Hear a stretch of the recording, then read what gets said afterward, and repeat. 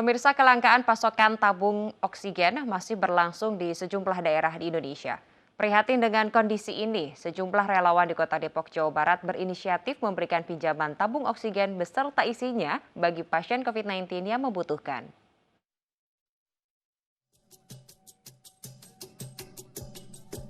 Antrian warga terus terjadi di setiap agen pengisian oksigen. Salah satunya di sebuah agen pengisian oksigen di kawasan Kramat Jati, Jakarta Timur.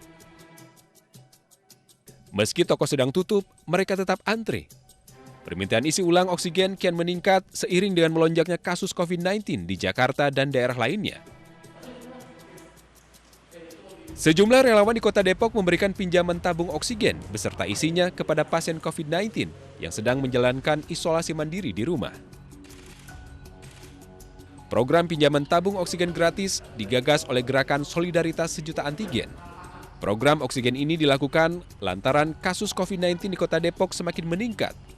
Pasien COVID-19 yang diutamakan mendapatkan pinjaman tabung oksigen gratis ini, yakni ibu hamil, lansia, dan warga golongan tidak mampu.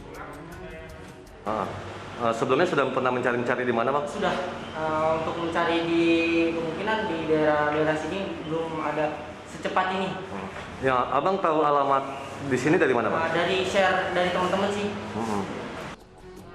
Warga Kota Depok merasa terbantu dengan adanya program oksigen gratis ini.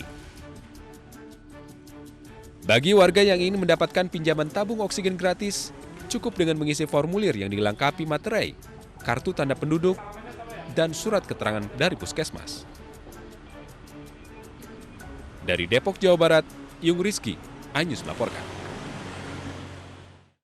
Panglima TNI Marsikal Hadi Cahyanto bersama Menteri Kesehatan Budi Gunadi Sadikin dan Kepala BNPB meninjau sentra serbuan vaksin di G-Expo Kemayoran dan kawasan Gelora Bung Karno, Senayan.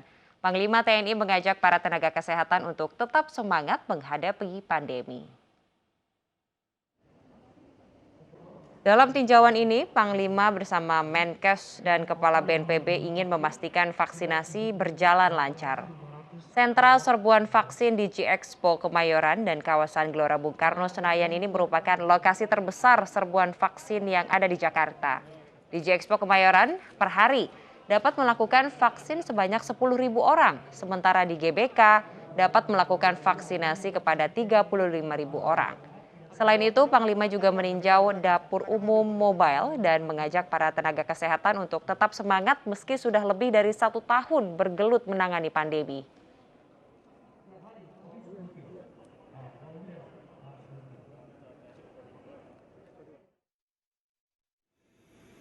Sementara itu masih terkait vaksin, pemirsa, lebih dari 3 juta dosis vaksin COVID-19 merek Moderna tiba di Bandara Internasional Soekarno-Hatta, Tangerang, Banten. Kedatangan vaksin buatan Amerika Serikat ini menambah stok vaksin di Indonesia menjadi 100 juta dosis. Vaksinasi merupakan upaya membentuk kekebalan komunal di tengah masyarakat demi menekan penyebaran COVID-19.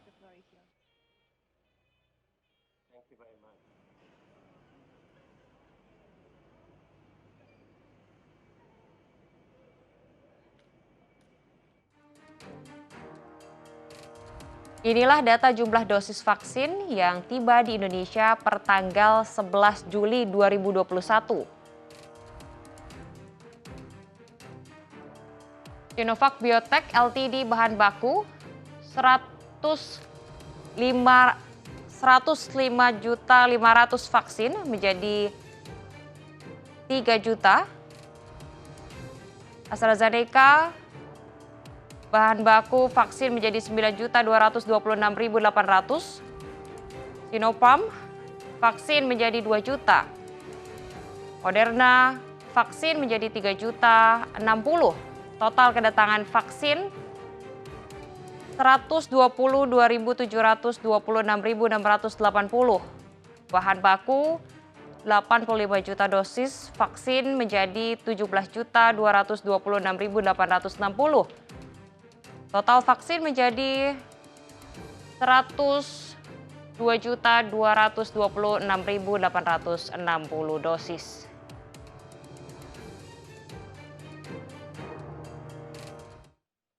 Pemirsa, bagi warga yang ingin masuk ibu kota besok, harap membawa surat tanda registrasi pekerja atau STRP.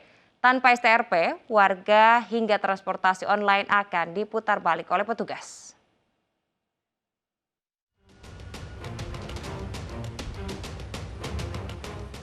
Mulai besok, warga yang hendak masuk ibu kota harus mengantongi surat tanda registrasi pekerja atau STRP.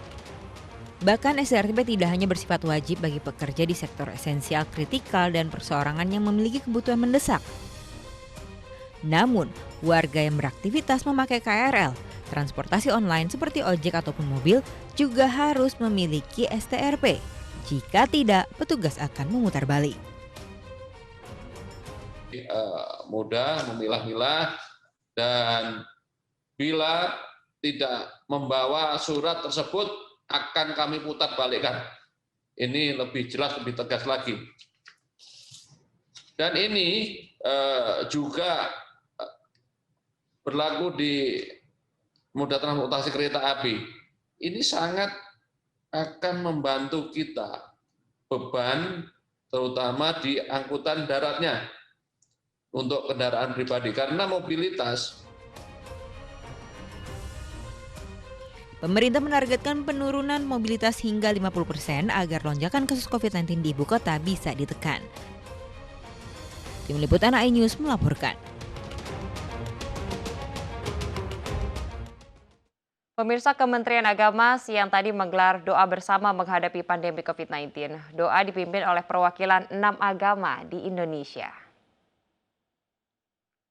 Dihadiri secara virtual oleh Presiden Joko Widodo. Doa bersama digelar oleh Kementerian Agama. Doa digelar dalam rangka menghadapi pandemi COVID-19. Perwakilan 6 agama, yaitu Islam, Protestan, Katolik, Hindu, Buddha, dan Konghucu bergantian memimpin doa. Jokowi mengajak masyarakat berdoa bersama agar pandemi segera berakhir. Dalam kesempatan ini, atas nama pribadi dan pemerintah serta negara, saya menyampaikan duka cita yang mendalam kepada semua korban pandemi yang telah mendahului kita. Mari kita doakan beliau-beliau, mereka semuanya mendapatkan rahmat dan ampunan dari Tuhan yang Maha Pengasih lagi Maha Penyayang. Kita doakan juga semoga semua saudara dan saudari kita yang terpapar COVID-19 segera diberikan pulih kembali. Pemirsa, bantuan sosial COVID-19 akan kembali disalurkan bulan ini. 3 jenis bansos nantinya diharapkan bisa membantu warga di masa sulit.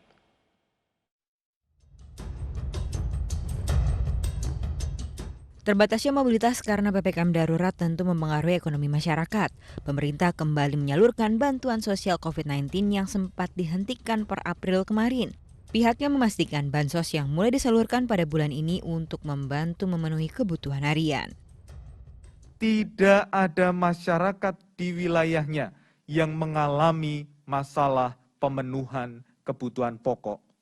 Menko Luhut memberikan arahan kepada TNI Polri untuk mencari lokasi marginal di setiap daerah dan memastikan ketersediaan makanan, khususnya beras, untuk masyarakat yang betul-betul membutuhkan. Dana yang dikucurkan tidak sedikit untuk 3 jenis bansos. 13,96 triliun rupiah untuk 10 juta penerima program Keluarga Harapan, lalu 45,12 triliun rupiah untuk 18,8 juta penerima bantuan pangan non-tunai atau kartu sembako, serta 6,1 triliun rupiah untuk 10 juta penerima bantuan sosial tunai.